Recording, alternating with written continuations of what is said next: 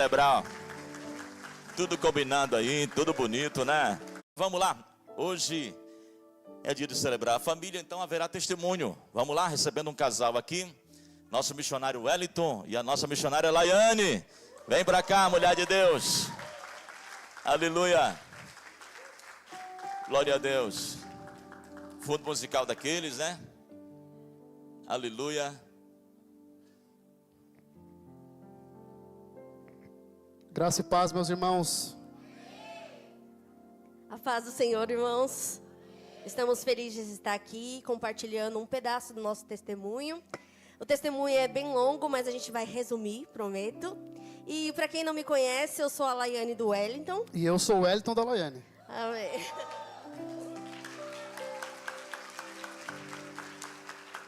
Amém. A nossa história começou quando a gente ainda era crianças. A gente congregava na mesma igreja e lá a gente surgiu uma grande amizade. A gente era muito amigo mesmo. E conforme foi passando o tempo, na adolescência, surgiam aquelas paquerinhas de adolescente. E ele fala que eu fui a primeira namoradinha dele. Mas nada era muito sério, era aqueles namorinhos de adolescente mesmo, que não tinha nada sério. Só que ali ele se apaixonou por mim. E ficou correndo atrás de mim por longos 6 anos e meio. E eu sempre falando, persistente, irmãos. E eu sempre falando, não, Wellington, não vamos estragar nossa amizade. A gente tem uma amizade tão bonita, melhor não mexer com isso não. Mas depois de muita insistência... Saímos da friend zone.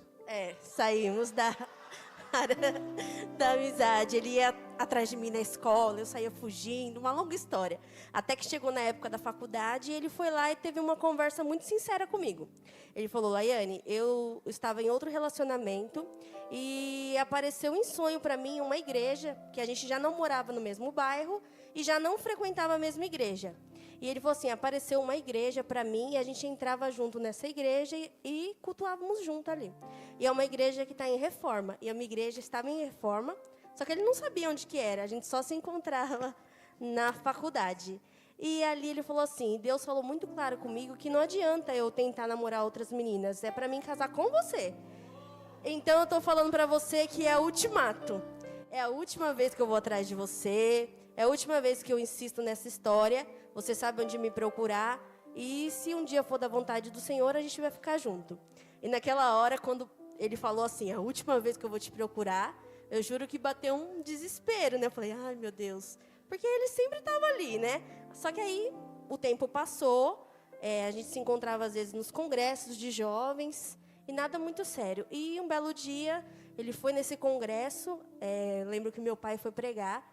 E eu, numa brincadeira, assim, mas com fundo de verdade, falei para ele, seu sogro que vai pregar hoje. Aí ele falou, então aquela chama no coração dela ainda está viva. Eu vou investir. Aí ele voltou a conversar comigo. E ali eu lembro que eu estava para completar 18 anos. Aí eu falei, então vamos tentar, né? Depois de quase 7 anos, eu dei essa chance para ele. E ali foi tudo muito rápido. Eu entendo que se a gente tivesse ficado antes, não tem por que namorar, como o pastor sempre diz, na adolescência. Então, quando a gente começou a namorar, que eu já tinha 18 anos, ele sempre falou para mim, vamos guardar dinheiro para casar. Logo no primeiro mês, vamos guardar dinheiro para casar. E assim a gente foi vendo, a mão do Senhor preparou tudo. As irmãs falavam, você vai ter um casamento de princesa. Não vai faltar nada no seu casamento. E eu falei, amém, eu recebo. E ali, quando eu completei 2 anos de namoro, com 20 anos eu casei com o Wellington. A gente entende hoje que foi cedo ainda, mas em tudo a gente pôde ver a mão do Senhor. Desde os preparativos, dos familiares ajudando, da casa, que a gente não ia precisar morar em casa alugada. Meus pais cederam a casa deles, a parte de cima, para a gente construir. E em tudo a gente viu a mão do Senhor. Só que na semana do casamento, a gente fala que crente é provado. Na semana do casamento, o Wellington foi mandado embora. E a gente falou, meu Deus, e agora? Foi bem isso. Meu Deus, vamos começar a vida a 2 agora. E eu tinha saído do emprego porque a gente tinha essa segurança nele. Porque eu trabalhava direto. Era hospital, era sábado, domingo, feriado. E eu não conseguia ir para a casa do Senhor. E aquilo me deixava muito angustiada. E eu orei a Deus, falei, Deus, prepara outro trabalho, segunda a sexta, para que eu possa estar na casa do Senhor. Eu lembro que tinha um grupo de jovens muito grande, e eu nunca podia estar junto com eles. Aí ele falou, se você quiser sair, sai do emprego, é essa oportunidade. Eu estou bem lá no meu serviço. Mal a gente sabia que ele ia ser mandado embora, ia ficar os dois desempregados no começo do casamento. E mesmo desempregado, aparecia pessoas para ajudar, os recursos iam multiplicando, e a festa foi muito linda, a gente ouve comentários até hoje, mas a gente sabe que foi para engrandecer o nome do Senhor. E ali no começo do casamento, a gente passou bastante sufoco. Teve meses que a gente ficava à base de ovo e salsicha. Sério, e água. Mas a gente sempre orando e persistindo. A gente não queria incomodar os parentes, porque a gente tinha acabado de casar. Minha mãe ajudava como ela podia, a mãe do Wellington também. Mas aprove o Senhor a gente passar por esse período, mas depois o jogo virou. Eu passei no concurso público da prefeitura, e ali, logo cedo, com 18 anos eu passei, mas eu fui chamada só depois dos 20. E ali as coisas foram melhorando. Nesse período também, muitas pessoas levavam frutas. A nossa casa era sempre cheia de frutas, verduras.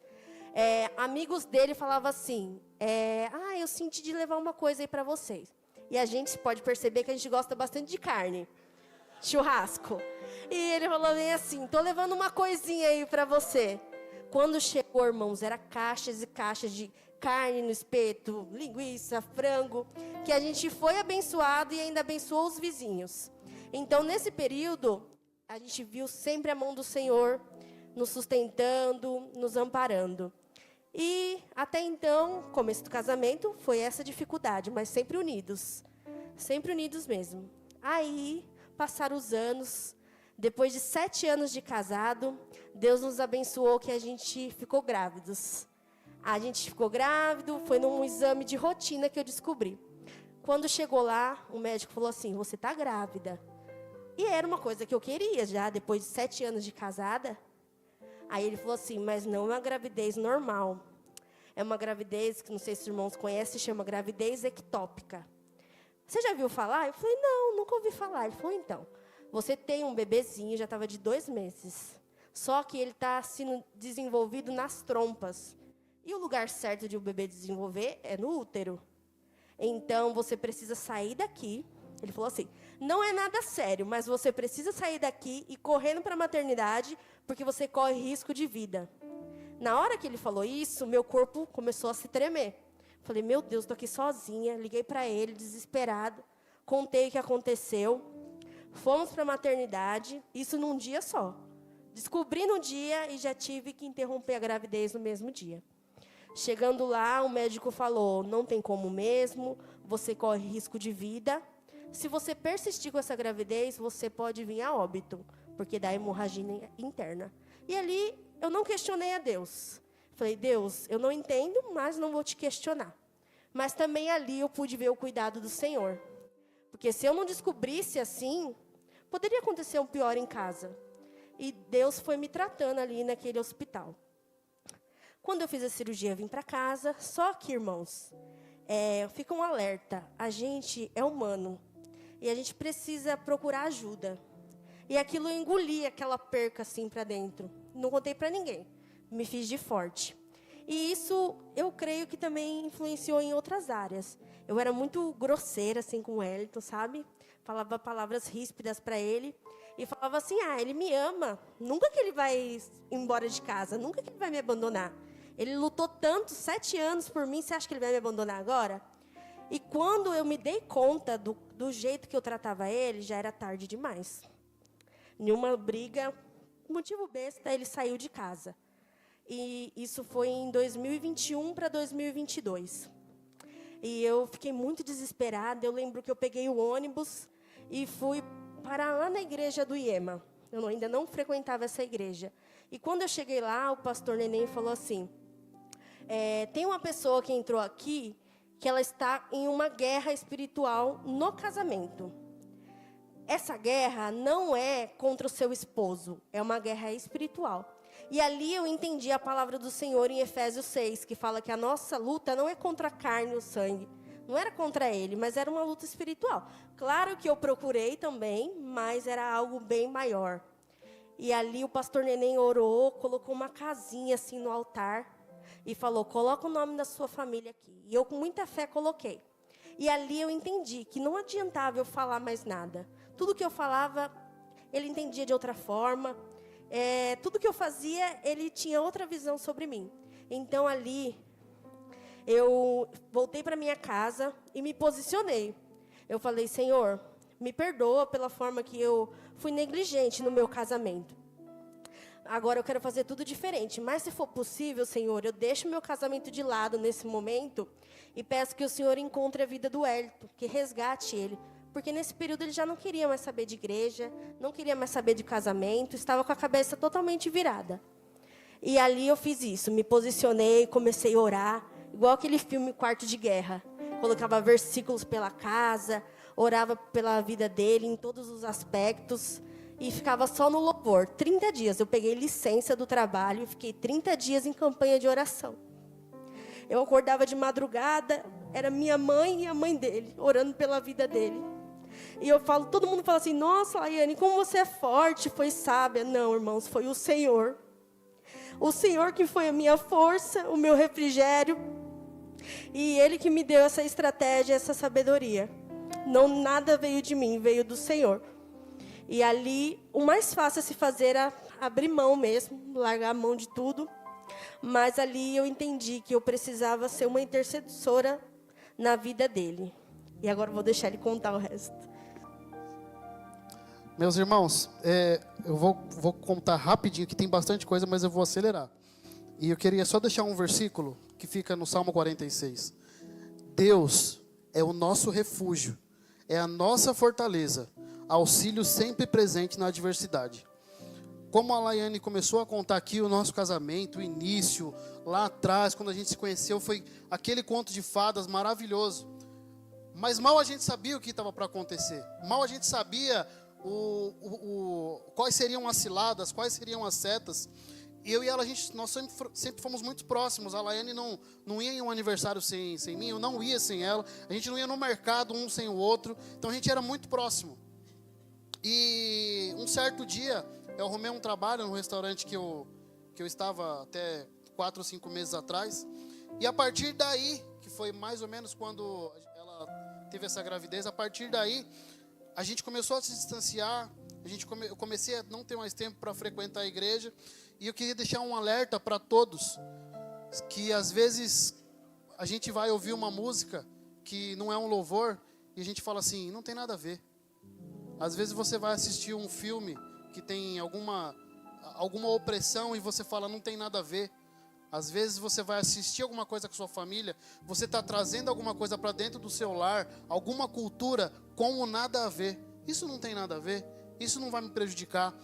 Mas quando você menos percebe, o inimigo já montou toda a ratoeira para você. E você não tem como mais sair de lá. E são pequenas coisas. Ele nunca vai chegar e colocar um prato grandioso logo do início. Não, ele vai colocando migalhas. E você come uma migalha, come outra migalha, come outra migalha. Quando você vai ver, você já está dentro do covil. E para você sair, você só sai se você quiser. E se tiver, ajuda. Então, quando eu entrei nesse trabalho, a gente começou a se afastar. E eu traí a minha esposa. Eu não tinha mais vontade de voltar para casa. Eu não tinha mais vontade de estar com ela na igreja. Eu não tinha mais vontade de entrar no meu lar.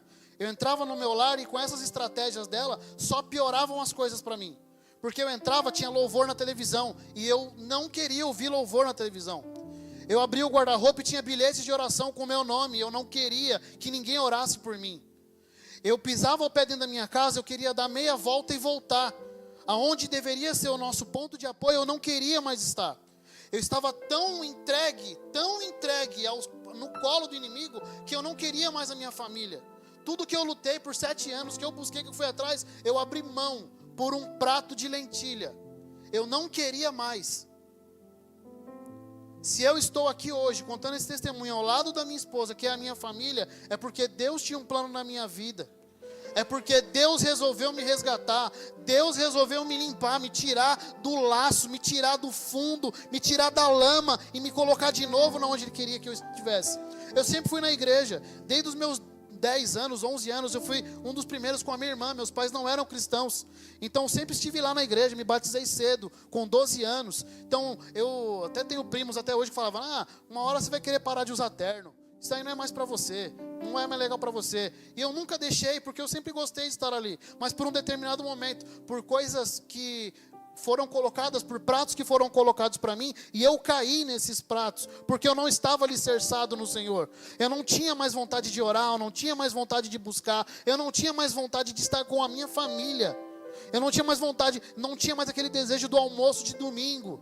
Eu não dava mais valor para esse almoço de domingo, para um almoço em família. Se eu reunir numa mesa, eu não queria mais. Quando eu estava nesse lugar, nesse restaurante, eu provei muito do poder. Então eu tomava conta de 6 lojas, 250 pessoas. Eu tinha um salário que hoje 2% da população brasileira tem. E eu não queria mais estar com a minha família, porque eu já era o bambambam. Eu já tinha o que eu queria, eu tinha dinheiro e eu tinha poder. E eu já estava corrompido. Perdi a minha esposa, eu perdi a minha família. Quando foi na virada do ano de janeiro de 2023 para 2024, a Laiane resolve sair de casa, e por definitivo. E aí ela dá entrada no divórcio. O divórcio está marcado para o final de abril. E mesmo com ela saindo, eu não tive um choque de realidade. Eu dei graças a Deus. Eu falei: pronto, ela vai seguir o rumo dela e eu vou seguir o meu rumo, sem Cristo, agarrado nos braços do inimigo.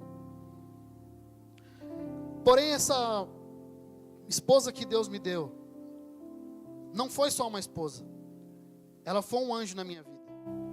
A Laiane, por mais que ela desistiu um certo período do nosso casamento, mas a Laiane não desistiu da minha alma.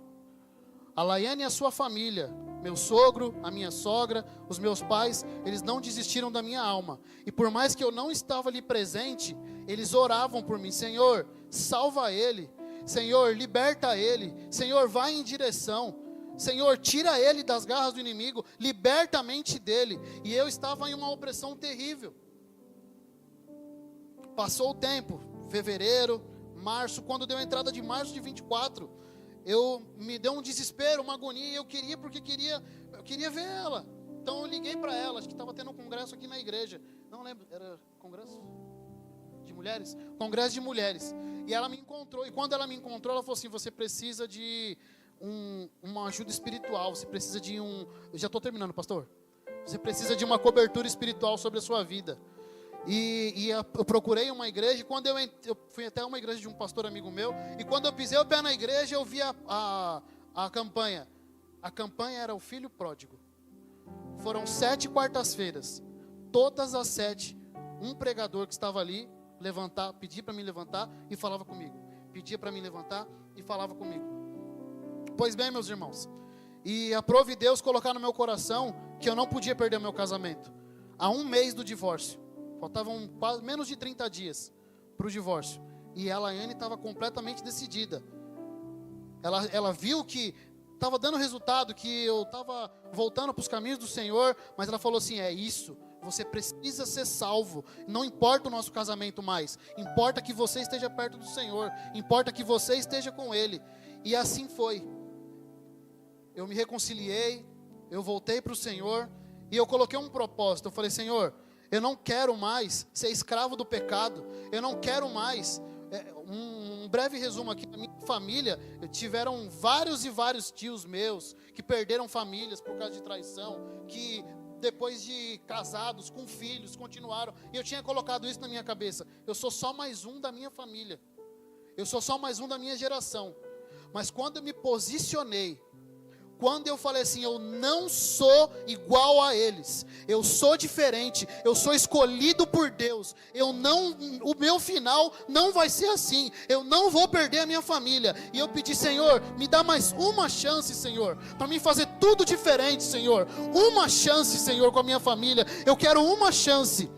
E para a glória do Senhor Jesus, O nosso divórcio estava marcado para o dia 24 de abril de 2024. No dia 19 de abril, eu recebi na porta da minha casa a minha esposa, com as malas, com tudo, perdoado. Ela disposta a tentar mais uma vez. E para a honra do Senhor Jesus, hoje faz um ano que a nossa família, ela está liberta, que a nossa família é uma família salva. E hoje eu agradeço a Deus, eu agradeço a essa comunidade de fé que acolheu a minha esposa em um momento que eu não estava presente e que orou por mim. E hoje nós podemos estar aqui para louvar ao Senhor, para dizer o quanto Ele fez na nossa vida e dizer que nossa família é um projeto de Deus. Nossa família é um projeto de Deus. E eu creio que se tiver alguma família aqui precisando de restauração, hoje o Senhor restaura.